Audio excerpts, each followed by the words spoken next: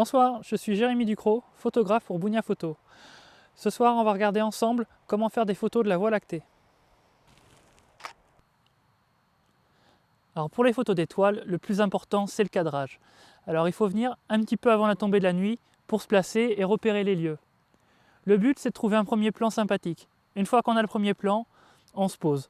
On va travailler sur des temps de pause assez longs, donc on a besoin d'un trépied.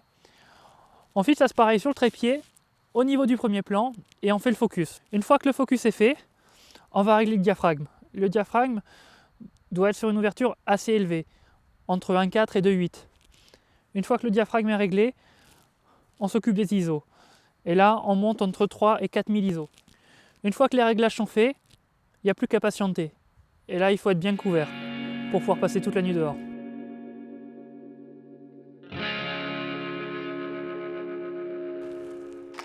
Ça y est, la nuit est tombée. Les conditions sont parfaites pour faire une photo de la Voie lactée. Pas un nuage dans le ciel. On vérifie une dernière fois les réglages. On s'est mis en haute sensibilité, entre 3 et 4000 ISO. Et on va partir sur des photos avec un temps de pause assez long, entre 10 et 20 secondes, selon la clarté de la nuit. Voilà, j'espère que ces petits conseils vous auront donné envie d'aller apprécier le spectacle des étoiles. Je vous rappelle qu'il faut être loin des villes, loin de la pollution lumineuse, et maintenant on va pouvoir couper la lumière.